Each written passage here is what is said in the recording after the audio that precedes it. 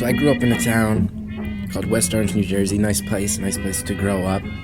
And a lot of famous people from that town, surprisingly enough, for a kind of small town. And a lot of people, it's kind of like bad guys, like one of the bad boys of West Orange, New Jersey, George McClellan, the Civil War general, who kind of like fucked up the whole Civil War for the North and got fired. He lived in my town for a while. Naughty by Nature lives in my town. The rap group, they qualify. But for my money, the real bad boy of West Orange, New Jersey, all time, also its most famous resident, Thomas Alva Edison. I'm sure everybody's heard of. And I think he's, first of all, a badass. I feel like people don't think enough about how much he contributed every day. Light bulbs, recorded sound, motion pictures. Who else has affected the way we live more than that guy? He's also notoriously kind of an asshole. People know that he's sort of like, a lot of the ideas that he has patents for, people say were more his workers' ideas, and he kind of put his name on the patent instead. So he invented the electric chair, and he killed an elephant. That's another famous story. He killed an elephant, this elephant on Coney Island named Topsy, went out of control, killed its handler. They decided to put it down. Edison was like, I'll electrocute him. So he was a bad guy, and even within the confines of my town, he's kind of known for it. You don't start with human beings and elephants. So he had these factories on Main Street in my town, these huge factories that he worked out of. And they're still there. They're abandoned now, these big brown crumbling buildings. But in the neighborhood of his factories, people started noticing there were tons of signs like, my pet's missing, my dog, my cat, have you seen it? And then the cops started getting all these calls, and they found out Edison was paying the local kids 25 cents an animal that they could bring to him. And he was like, well, I told them to bring me strays. And the cops were like, well, they're kidnapping people's pets and killing them. Stop it, Thomas Edison. And he's like, I run this town. And they were like, you're right, you kind of do, you run this town. So he was like the bad boy, man. When I was born, I feel like I gave him a run for his money as far as who's the bad boy of West Orange, New Jersey. Because when I was born, I was evil. I was an evil child, an evil baby. My parents' friends, Sam and Rosemary, to this day tell me they were always like, we never wanted to have kids. Sometimes we'd start saying like, maybe we should. Every time we did, we'd just come visit your house because you were human birth control.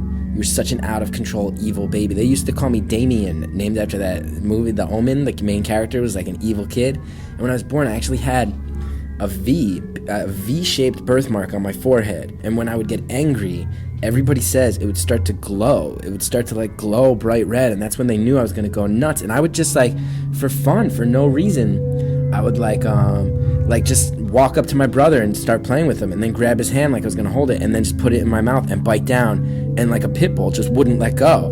I used to be so fucked up to other kids in the neighborhood that when kids would play in my backyard with me and my brother, my parents had to buy this tent, this mesh tent.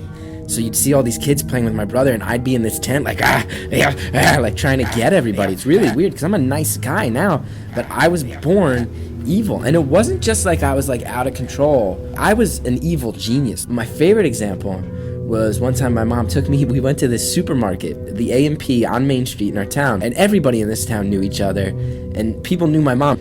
And we were there in a shopping, I'm in the shopping cart sitting in the top section, my mom's pushing me around, and the first thing that she bought, went and bought a giant bag of cat food for our 2 cats. So it's just me in the shopping cart with this giant bag of cat food, and we walk past these 2 women who are older, and they say hi to my mom. And as soon as they say hi to my mom, I just yell out, I don't want to eat cat food for dinner again, and start crying. And these women were looking at my mom like, you piece of shit. You make your kid eat cat food? You're like a piece of shit. And my mom was like, oh my God, no, I don't know why. But why would a little kid say that? There's no reason a little kid would just make that up unless he was evil, which I was. So most days when I was a little kid would end, and my brother would be bleeding, and my mom would be sitting at our kitchen table almost every night, just crying, just completely demoralized, crying. And I'd be drawing on the walls or pissing on the floor, doing whatever I wanted. So one day, my dad came home, and usually he'd yell at me and I'd just laugh at him or do something else bad. He came home and he didn't say a word, and my mom was crying at our kitchen table. And he goes, come here, you, now. And he threw me in the car, and he just starts driving, and it's silent. And I'm like, where are we going? Where are we going? And he's not answering me, and it's dark out at this point. And he drives me a couple blocks away to Thomas Edison's factories, these giant abandoned buildings. And I'm a 3-year-old kid.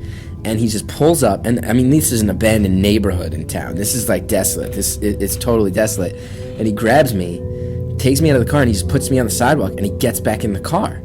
And I'm like, where are you going? Where are you going? I want to go home. I want to go home. And he's like, you're not coming home. And I'm like, I want to go home. And he goes, this is your home now. This is where you live now. This is the bad boys' home. This is where the bad boys live. And I was like, I don't want to live here. And he started to drive away, and I chased the car. And I was like, I don't want to live here. I want to go home. He's like, this is your home now. This is your home. And he broke me. I started crying. And he then, only when he had broken me, and I was the one crying, did he bring me home. And I was good for a couple days, and then I went back to being evil. But my whole life growing up, I would drive past the Edison factories, and I'd be like, man, that's the bad boy home. And I grew up, and I learned more about Thomas Edison, and I realized how appropriate the name was.